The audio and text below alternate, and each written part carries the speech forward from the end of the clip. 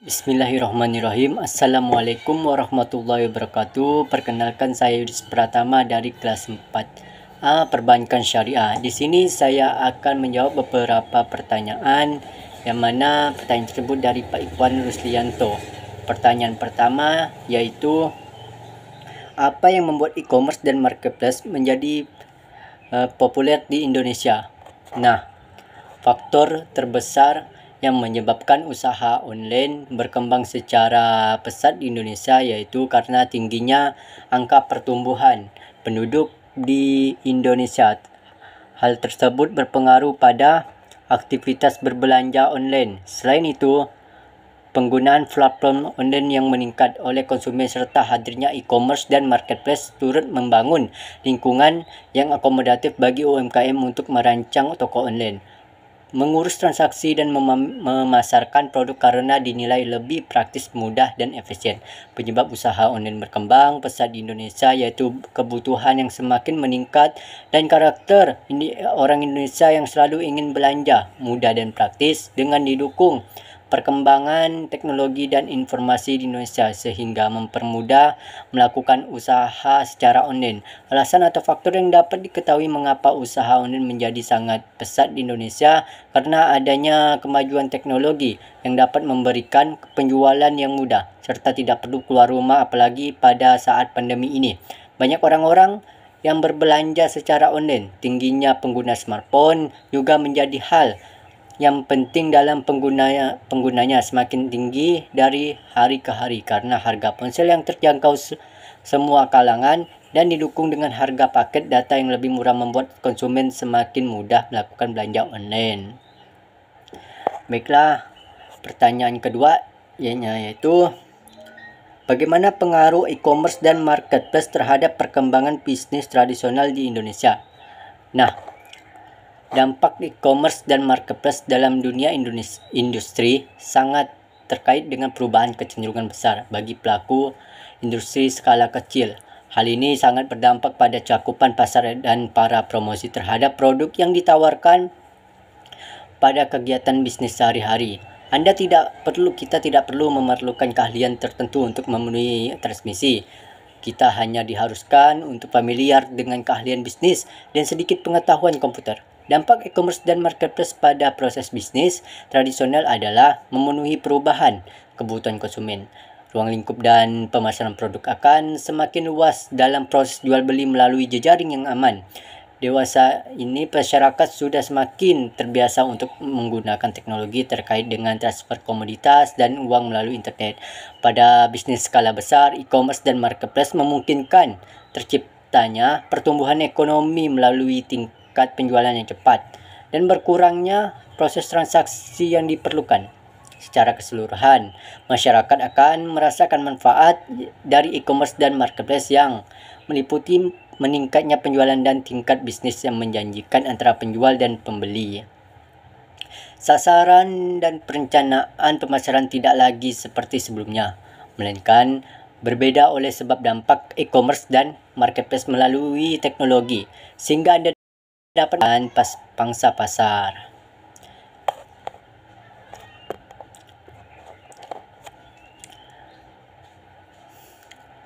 Baik, pertanyaan ketiganya yaitu, apa tantangan dan peluang yang dihadapi oleh pelaku e-commerce dan marketplace di Indonesia?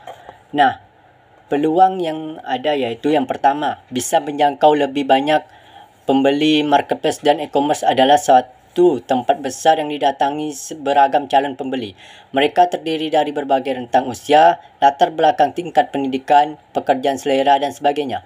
Berdagang di sini memberi kesempatan bagi penjual UMKM untuk menjangkau lebih banyak calon pembeli.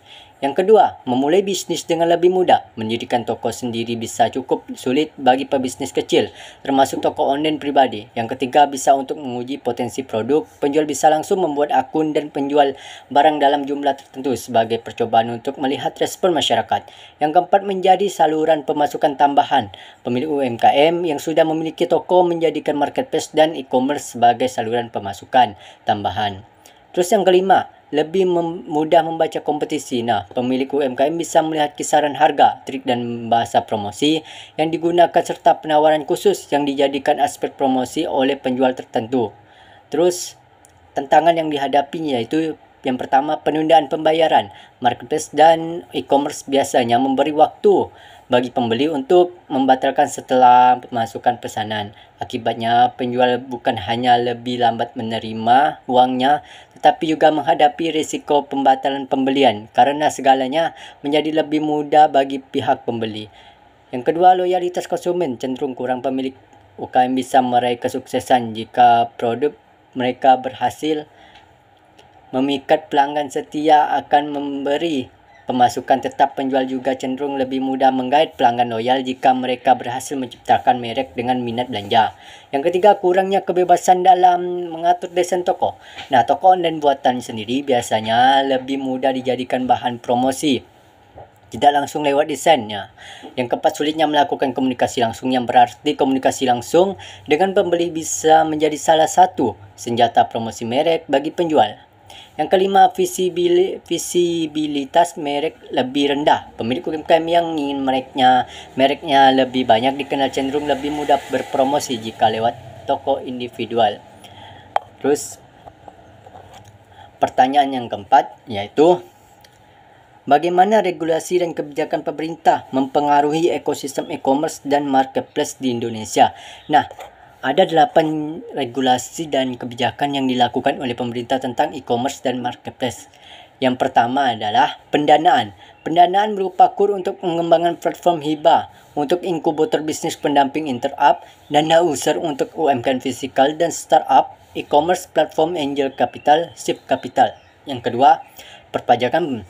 Perpajakan dalam bentuk pengangguran bagi investor lokal yang diinvestasi di startup, penyederhanaan izin atau prosedur perpajakan bagi startup e-commerce, dan persamaan perlakuan perpajakan sesama pengusaha e-commerce. Yang ketiga, perlindungan konsumen melalui peraturan pemerintah tentang transaksi perdagangan melalui sistem elektronik, harmonisasi regulasi sistem pembayaran perdagangan dan perbelanjaan barang atau jasa melalui e-commerce dan pengembangan nasional Batchment Gateway secara bertahap.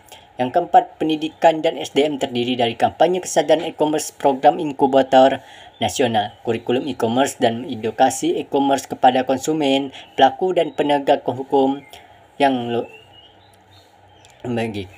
Yang kelima, logistik melalui pemanfaat sistem logistik nasional atau disebut discloseness, penguatan perusahaan kurir lokal atau nasional, pengembangan ahli data logistik UMKM, dan pengembangan logistik dari desa ke kota. Terus yang keenam, infrastruktur melalui pembangunan jaringan. Yang ketujuh, keamanan cyber, yaitu penyusunan model sistem pengawasan nasional dan transaksi e-commerce tentang kejahatan dunia maya dan penyusunan SOP terkait penyimpanan data konsumen, sertifikat keamanan data konsumen. Dan terakhir, pembentukan manajemen pelaksana dengan melakukan monitoring dan evaluasi implementasi peta jalan e-commerce. Terus, pertanyaan yang terakhir yaitu, bagaimana pandemi COVID-19 mempengaruhi pertumbuhan e-commerce dan marketplace di Indonesia? Nah, e-commerce dan marketplace sebenarnya sudah mampu menarik banyak konsumen di Indonesia bahkan sebelum terjadinya wabah COVID-19. E-commerce dan marketplace juga merupakan salah satu pendorong utama yang menjadikan Indonesia sebagai negara nilai ekonomi digital terbesar di Asia Tenggara.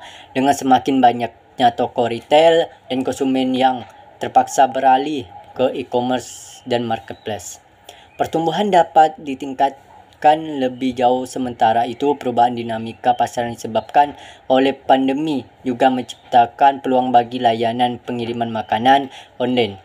Pemimpin pasar seperti GoFood dan GrabFood yang dapat diakses melalui Gojek dan Grab telah menerapkan mekanisme pengiriman tanpa kontak dan prosedur kebersihan yang ketat untuk terus melayani konsumen. Pelaku industri mengatakan bahwa pasar pengiriman makanan di Indonesia berpotensi meningkat 2 kali lipat akibat dari wabah COVID-19. Baik, itulah pertanyaan-pertanyaan yang dapat saya jawab. Yang pertanyaan itu berasal dari Pak Ikhwan Ruslianto.